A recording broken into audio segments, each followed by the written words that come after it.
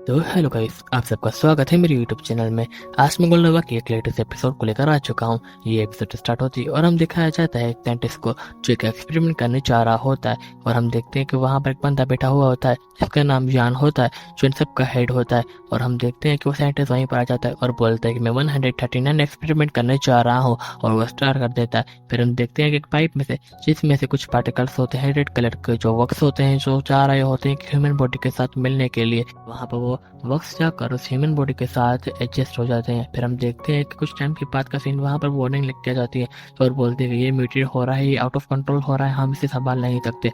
तो साइंटिस्ट नहीं रुकता और अपना एक्सपेरिमेंट करना स्टार्ट कर देता है। फिर हम देखते हैं कुछ बात का सीन, जहाँ पर उसी अंदर रूम से एक टेंटिकल बाहर आने लगता है। ये देखकर वो साइंटिस्ट वहाँ से भागने लगता है, लेकिन तभी हम देखते हैं कि वहाँ पर वो टेंटिकल्स और बढ़ जाते हैं और वहाँ पे वो ह्यूमन ऊपर आने लगता है। यान खुश होता है। फिर हम देखते हैं कि यान के पास ही वो सारे टेंटिकल्स को पेश देता है और उसको सामने आकर चिल्लाने लगता है। और हम देखते हैं कि वहाँ पर तभी यान के सामने एक कॉल बजती है और कॉल उठाता है और वहाँ पर सामने वाला बंदा बोलता है कि क्या हो रहा है।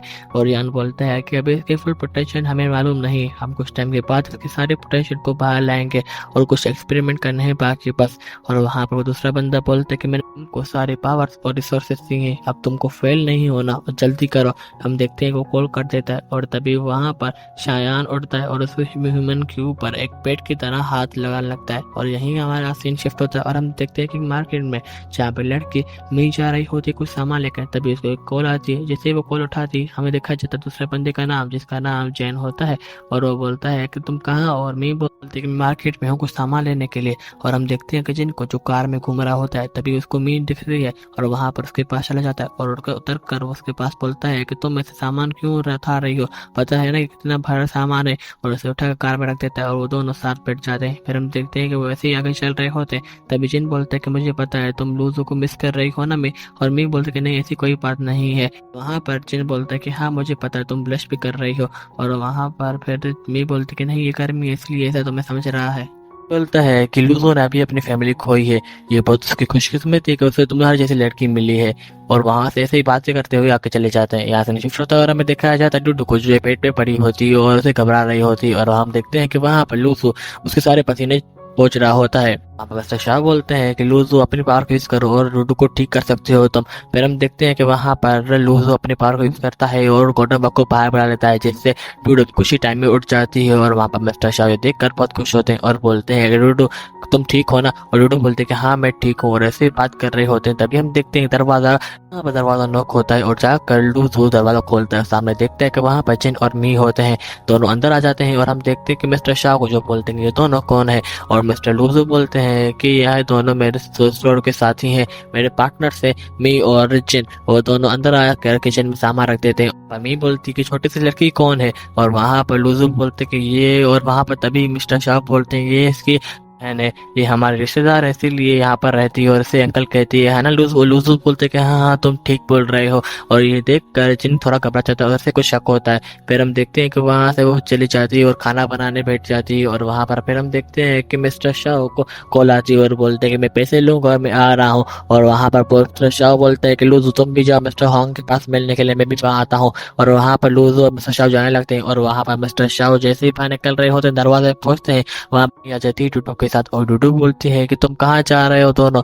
और वहां पर लूजो बोलते हैं कि हम जल्दी ही वापस आ रहे हैं, तुम यहीं रुकना और इसका ख्याल रखना। फिर हम देखते हैं कि मिस मी को बोलते हैं कि डुडू का प्लीज ख्याल रखना, हम जल्दी आ रहे हैं। और मिस बोलती है कि तुम कहाँ जा रहे हो। और वो बोलते हैं कि हम आ रहे हैं, बस तुम जल्दी रखो। और अब देखते हैं कि मी को जो डुडू को साथ लेकर अब खाने के टेबल पर बैठ जाते हैं और दोनों खाने लगते हैं। और वहां पर जिन भी आ जाता है खाने के लिए। यहाँ से शिफ्ट होता है और हम देखते हैं कि एक रूम में जहाँ पर मिस्टर शाह बैठकर चाय पी रहे होते हैं, तभी वहां पर 3 बंदे आ जाते हैं और एक लड़की आ जाती है। एक लेटर आकर उसके साथ बोलता है कि तुम लिंगलन चिन के पोते हो ना। और वहां पर लूजो से ग्रीट करता है, बोलता है कि हाँ मैं लूजो, और बैठ जाता है। फिर हम देखते हैं कि वो सब भी बैठ जाते हैं और ऐसी बात कर रहे होते हैं। तभी एक मोटा बंदा बोलता है कि तुम उस गोल्डन वर्क का साथ नहीं निभा सकते, तुम उसे प्रोटेक्ट नहीं कर पाओगे लिंगलन से, तुम हमें दे दो, हम उसे प्रोटेक्ट करेंगे। और वहां पर लूजो बोलता है कि मैं ऐसे अलग नहीं कर सकता अपनी बॉडी से, ये बहुत पावरफुल है और ये मेरा ही होगा। और फिर हम देखते हैं कि वहां पर पीछे मेरी लड़की बोलती है कि तुम हमें दे दो, हम इसे प्रोटेक्ट करेंगे, तुम्हारे हाथ से बाहर है, और उसमें चाय का कप बांट देती है। देख कर लूजू सारे अटैक से बच जाता है और पीछे हट जाता है। फिर हम देखते हैं कि सब मिलकर लूजू पे अटैक कर देते हैं, लेकिन लूजू सबको पीछे कर देता है और अपने बार को यूज करने लगता है। फिर हम देखते हैं कि तभी वो एल्डर उस पर अटैक करने वाले होते हैं और उसे गले से पकड़ लेते हैं और बोलते हैं कि तुम्हारी पावर बहुत अच्छी है, लेकिन इतनी नहीं कि तुम मेरे मुकाबला कर पाओगे।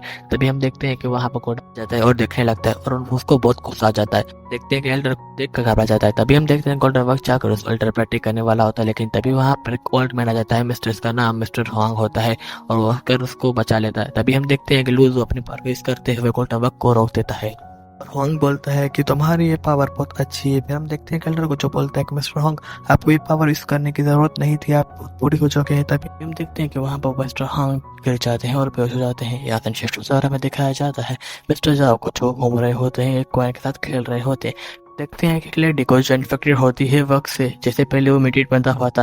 फिर हम देखते हैं कि वहाँ से ऐसे ही चिल्ला रही होती है और बहुत परेशान होती है। यहाँ से शिफ्ट होता है, हमें दिखाया जाता है मिस्टर शाह को जो ऐसे ही आगे आ रहे होते हैं और जाकर उस कार की डोर को नॉक करते हैं, जिससे वो लड़की गुस्से में जाती है और उस कार को ही तोड़ देती है और ऊपर जाकर एक पिलर पर बैठ जाती है। और हम देखते हैं कि मिस्टर शाह को जो एक कैन लेकर उसे ढूंढ रहे होते हैं, जैसे ही उनको नजर आती है मार देते हैं, जिससे वो लड़की किसी और जगह पर टेलीपोर्ट हो जाती है। फिर हम देखते हैं कि वो उसे ढूंढने लगते हैं और उस पर अटैक कर देते हैं।